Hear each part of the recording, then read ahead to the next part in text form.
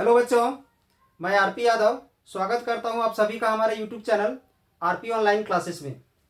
तो चलिए आज का इस छोटे से टॉपिक में हम एक टॉपिक लेकर के आए हैं, गैस लॉ।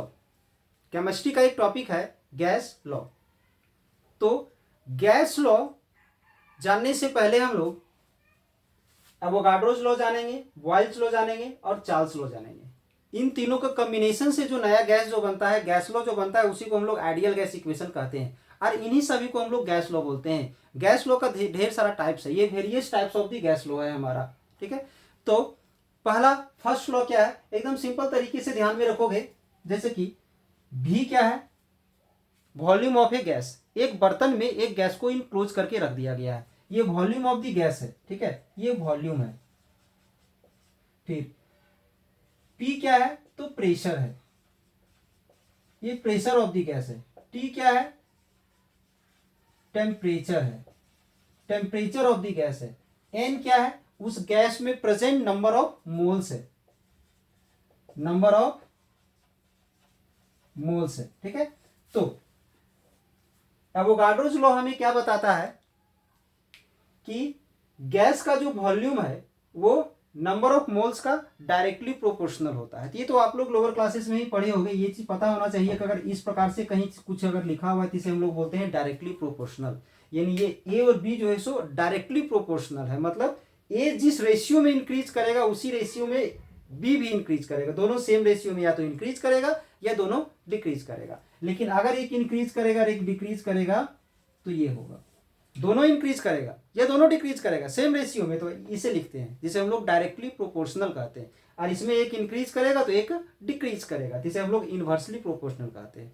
तो ध्यान दोगे, एवोगाड्रोज लॉ में हमें क्या बताया गया है, एवोगाड्रोज लॉ में बताया गया है कि अगर किसी भी गैस का, किसी भी गैसियस सब्सटेंस का ये दो चीज को कांस्टेंट कर दिया जाए, प्रेशर और टेम्परेचर को अगर कांस्टेंट कर दिया जाए, तो उसका जो वॉल्यूम है उसका नंबर ऑफ मोल्स का डायरेक्टली प्रोपोर्शनल होगा। ये volume of a gas is directly proportional to the number of moles.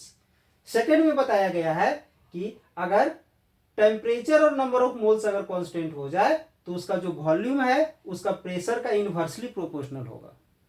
Volume जो है उसका प्रेशर का इनवर्सली प्रोपोर्शनल होगा। मतलब सीधी सी बात हम समझाते हैं कि बर्तन में अगर हम गैस को भर देते हैं, अगर उस गैस को अगर हम दबाते हैं तो प्रेशर बढ़ेगा। जैसे जैसे प्रेशर बढ़ाएंगे वो सिकुड़ते चले जाएगा, छोटा होते जाएगा, मतलब वॉल्यूम घटते चले जाएगा। मतलब प्रेशर बढ़ेगा तो वॉल्यूम घटेगा, और अगर प्रेशर कम करेंगे तो वॉल्यूम बढ़ेगा। एक बढ़ रहा है तो एक घट रहा है, इसलिए हमारा इनवर्सली प्रोपोर्शनल है। अब सीधी सी बात हम लोग आ जाते हैं चार्ल्स लॉ में। किसी भी गैसीय सब्सटेंस को अगर हम लोग हीट करते हैं तो टेम्परेचर बढ़ता है, जैसे जैसे टेम्परेचर बढ़ता है वो फैलना स्टार्ट होता है, उस पर एक्सपेंशन होता है। तो टेम्परेचर बढ़ेगा तो वॉल्यूम बढ़ेगा, टेम्परेचर घटेगा तो वॉल्यूम घटेगा। यानी यहाँ पर क्या बताया गया, ये बढ़ रहा है तो ये घट रहा है, और ये घट रहा है तो ये बढ़ रहा है, इसलिए इनवर्सली प्रोपोर्शनल हो गया। बट ये कब होगा, जब टेम्परेचर और नंबर ऑफ मोल्स हमारा कांस्टेंट होगा। और इसमें दोनों बढ़ेगा या तो फिर दोनों घटेगा, इसलिए डायरेक्टली प्रोपोर्शनल है। कब, जब प्रेशर और नंबर ऑफ मोल्स कांस्टेंट होगा। तो ये था हमारा तीन लॉ। अब रह गया बात एवोगाड्रोज लॉ। एवोगाड्रोज लॉ को हम लोग एक अलग तरीके से भी एक्सप्लेन कर सकते हैं, स्टेट कर सकते हैं, जैसे यहाँ लिखे हैं, under the same conditions of temperature and pressure. तो क्या बताया था, यहाँ टेम्परेचर और प्रेशर को कांस्टेंट होना चाहिए। तो सेम कंडीशन मतलब टेम्परेचर और प्रेशर कांस्टेंट रहेगा। अगर वो कांस्टेंट है तो equal volume of different gases contain an equal number of moles और मॉलिक्यूल्स। मान लो दो अलग अलग गैस है, दोनों में अगर वॉल्यूम सेम है तो नंबर ऑफ मोल्स भी सेम होगा, और अगर नंबर ऑफ मोल्स अगर सेम है तो वॉल्यूम भी सेम होगा। ये हमें कौन बताता है, तो एवोगाड्रोज लॉ बताता है। तो बस ध्यान में रखोगे कि अगर प्रेशर और टेम्परेचर कांस्टेंट है तो डिफरेंट डिफरेंट गैस का अगर वॉल्यूम बराबर है तो नंबर ऑफ मोल्स भी बराबर होगा।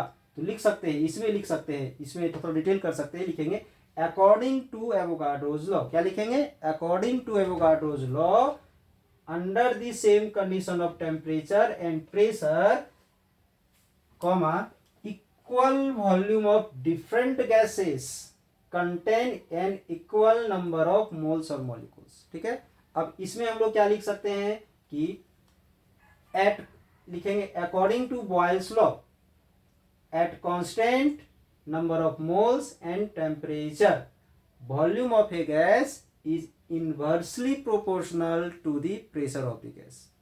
अब इसमें क्या लिखेंगे, according to Charles law, at constant pressure and constant number of moles, the volume of gas is directly proportional to temperature of the gas. तो ये था हमारा आज छोटा सा वीडियो, छोटा सा लेक्चर।